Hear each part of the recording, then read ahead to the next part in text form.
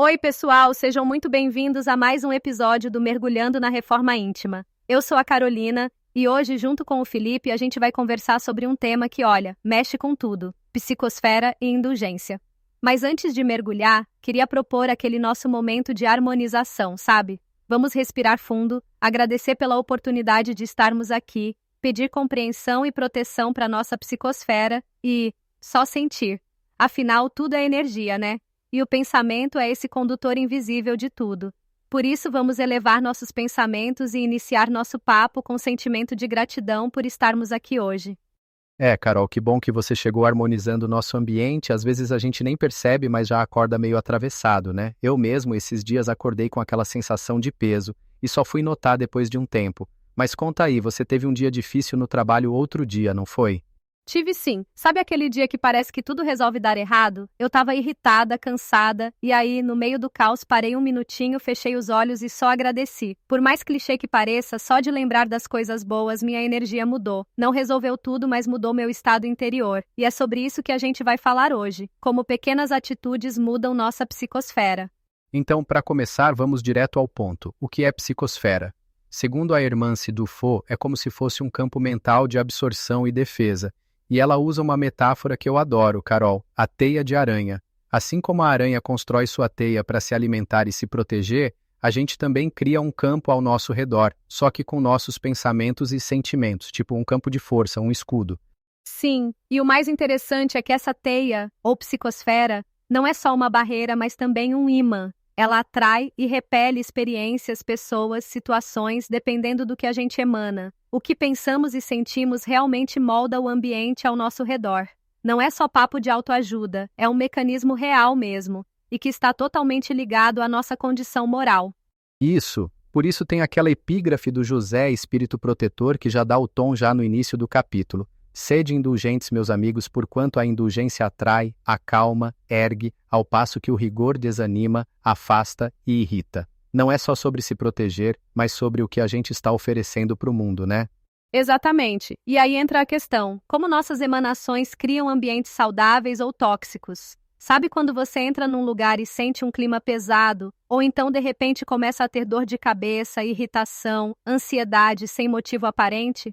Muitas vezes, isso é sintoma de uma psicosfera fragilizada, tanto nossa quanto do ambiente. E às vezes a gente acha que é só físico, mas não é. A irmã se fala de enxaquecas, mudanças de humor, até aquela indisposição com alguém sem motivo. Tudo isso pode ser reflexo da qualidade da nossa psicosfera. E aí, como identificar? Eu costumo prestar atenção em como me sinto depois de conversar com certas pessoas ou de passar por determinados lugares. Se saio mais leve, ótimo. Se saio drenado, já fico alerta.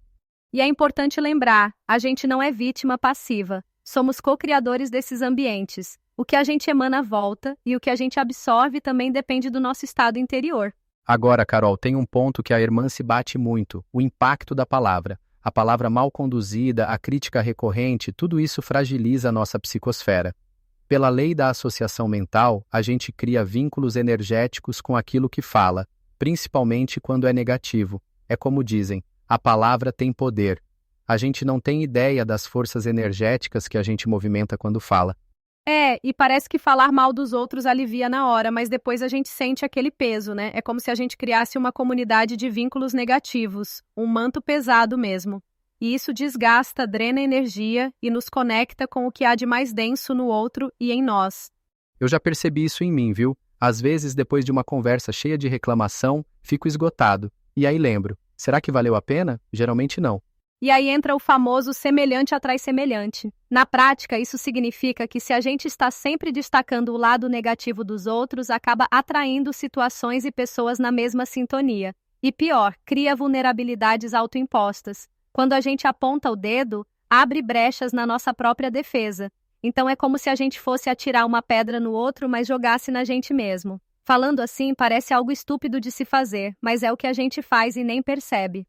E tem aquela reflexão: será que o que enxergamos no outro não é, na verdade, um reflexo das nossas próprias sombras? Freud já falava de projeção, né? Aquilo que incomoda no outro muitas vezes é o que a gente não aceita em si mesmo.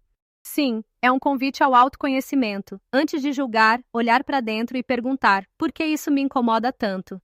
E aí chegamos na indulgência, que é o grande antídoto. mas não é aquela indulgência passiva de deixar tudo passar. É uma força moral ativa, quando a gente vê o defeito do outro, mas escolhe tratar com fraternidade, compreensão e ainda destaca o lado positivo, a gente se torna, como diz a Hermance, um samaritano da vida. Exato. E é realmente um antídoto, porque na medida em que percebemos a falha do outro e decidimos ser indulgentes com ele, estamos automaticamente nos educando para não agir como aquela pessoa. E isso fortalece nossa psicosfera, acalma relações e cria focos de atração e interesse. As pessoas se sentem bem ao nosso lado, o astral emocional se eleva. Não é mágica, é lei natural mesmo. E olha, quando a gente pratica, sente na pele a diferença. E Felipe, isso tem tudo a ver com autoconhecimento. A crítica ao próximo muitas vezes é só um reflexo das nossas próprias sombras. Freud chamava isso de projeção. E aí, como diferenciar entre uma opinião sincera e um julgamento projetivo? Eu acho que o segredo é a intenção. Se a gente fala para ajudar com empatia, é uma coisa. Se é para diminuir, para se sentir superior, aí já é projeção. E claro, autovigilância. Observar nossos julgamentos sem se culpar, mas buscando entender o que eles revelam sobre nós. Eu acredito que quanto mais a gente se conhece, mais indulgente fica, porque percebe que todo mundo tem suas lutas, inclusive a gente. Talvez, mas eu acredito que depende muito da condição moral de cada pessoa. Se ela não estiver nesse movimento de se observar e reformar, não vai mudar muito não. Tudo depende de como nós estamos dispostos ou não a aprender com as situações que aparecem todos os dias. E aí, Carol, não tem como não lembrar do Viktor Frankl. Ele dizia que sempre podemos escolher nossa atitude diante das circunstâncias, e a psicosfera é justamente a expressão energética dessa escolha. Mesmo em situações difíceis, a gente pode escolher atitudes elevadas e assim construir um campo mais saudável ao nosso redor. Sim, e isso não é negar a complexidade da vida, nem se culpar por tudo, é só assumir a parte que nos cabe. A gente precisa aprender a ter mais cuidado pelos nossos ambientes, fazendo eles serem mais agradáveis para conviver. Pequenas escolhas todos os dias fazem diferença. E para quem está ouvindo e pensando, tá, mas como eu faço isso na prática? Tem várias dicas. Otimismo incondicional, vibrações positivas, tolerância construtiva, orar, sorrir, expressar alegria, dar pouca importância ao pessimismo dos outros, querer o bem alheio. Tudo isso vai criando uma psicosfera rica de saúde, paz, harmonia. E são medidas simples, mas poderosas. Eu, por exemplo, tento começar o dia só agradecendo e pedindo para ser instrumento de harmonia. E quando percebo que estou entrando na onda da reclamação, paro e mudo o foco. Não é fácil, mas é libertador. E lembrar, ninguém pode nos prejudicar além de nós mesmos. O que a gente emana é responsabilidade nossa. No fim das contas, nós somos co-criadores de ambientes melhores ou piores. O compromisso prático é esse: otimismo, vibração positiva, tolerância, alegria, autocuidado espiritual diário. E fica a pergunta para reflexão: como eu posso ser uma fonte ativa de harmonia na minha casa, no trabalho, nos meus círculos sociais? É um convite para agir, não só para pensar. Pequenas atitudes todos os dias vão transformando nossa realidade e a dos outros ao redor. E se errar, tudo bem. O importante é recomeçar, sempre com indulgência consigo e com o outro. Bom, gente, chegamos ao fim de mais um episódio. Quero agradecer a cada um que esteve com a gente nesse mergulho sobre psicosfera e indulgência. Espero que as reflexões de hoje inspirem vocês a cuidar mais do próprio campo energético e a espalhar mais compreensão por onde passarem. É isso, pessoal. Lembrem-se, a reforma íntima é um caminho, não um destino, e cada passo, por menor que seja, já faz diferença. Obrigado pela companhia, Carol. Sempre bom dividir esse espaço contigo. Obrigada, Felipe, e obrigada a todos vocês. Continuem com a gente porque nos próximos episódios tem mais reflexão, mais prática e, claro, mais mergulhos profundos. Um abraço carinhoso e até a próxima. Até a próxima, pessoal. Fiquem bem, cuidem da sua psicosfera e até logo.